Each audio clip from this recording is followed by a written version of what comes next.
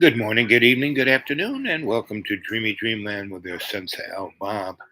I'm here having breakfast, morning coffee, and about to go off and do my errands.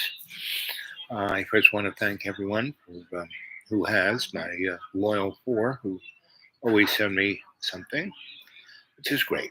I appreciate that. I depend on that, right? But it would sure be nice to have some more. So anyone who wants to put something in my PayPal, that's may ask for the name. It's the dude awake 42 at Gmail, the dude awake 42 at Gmail, all lowercase, all one thing. The dude awake 42 at Gmail. And why don't you like, thumbs up, subscribe, do all the best. Come on, it's springtime. It's cold springtime. It's not springtime yet. I mean, it's not. I mean, things are actually. This morning I was meditating on the deck, and all the poplars are starting to pop. Right? And I have tulip poplars, so they turn out little tulips, and then they turn big. And all the big poplars that are like 200 feet that circle my clearing have germinated small poplars. So now I have amongst me all these poplars that are now about 6 foot tall, give or take. And that's about how tall the really big ones were when I first got here. So the forest is coming back into that I cleared out. Hey there, Janie Pooh. And I'm uh, I'm ready to go. Been here 18 years. Everything's changing. The rich are coming in, destroying everything.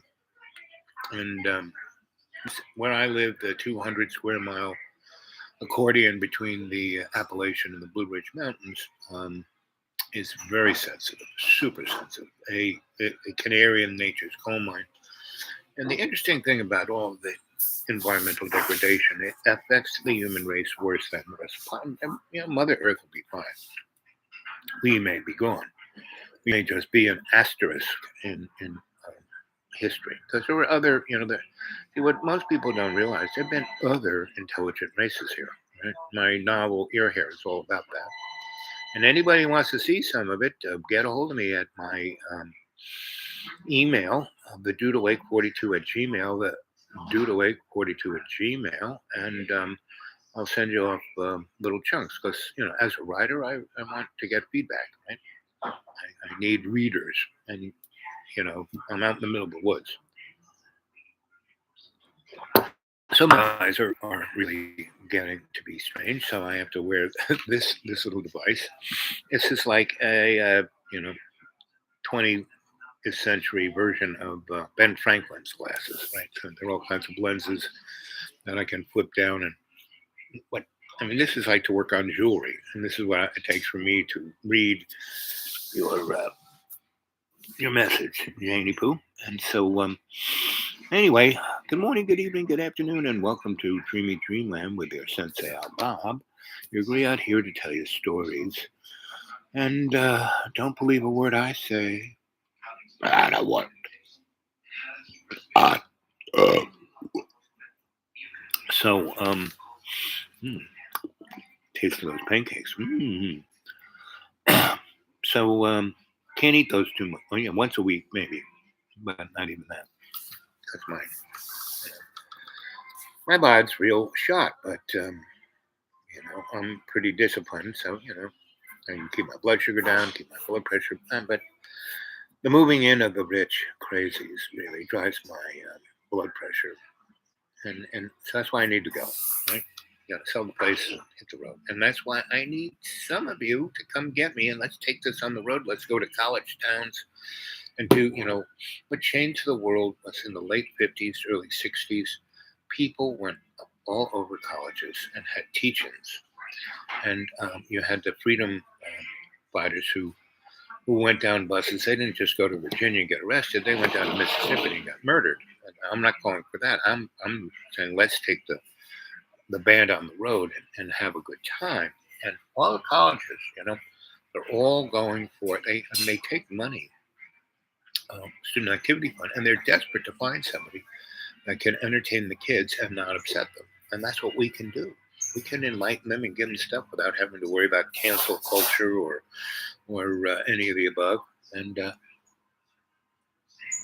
again, I forgot to bring a book of photos to show you what I did in the 60s and 70s with the same kind of crew. I was inspired by my friend Allen Ginsberg, who was there with the guy who wrote One Flew Over the Cuckoo's Nest, and they took a school bus on the road and went across the country in the 50s. And their bus was called Forward, and they were, they called themselves the Dharma Bums, right? And so, and they were following the path of the beatniks and really the beatniks were just Maynardjy Krebs, but bohemians, right? And the anarchists just weren't guys with leather jackets with a line through it. No, they were people who were so responsible. They were more responsible than government, right?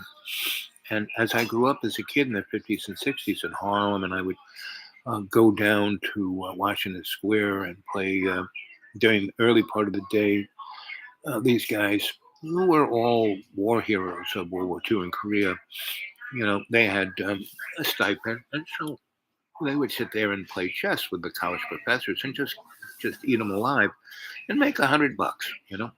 They were the guys who played with the clock. You had to do your moves real fast. So I would get there around 10 o'clock in the morning, and they would get there earlier, clean up Washington Square, and take their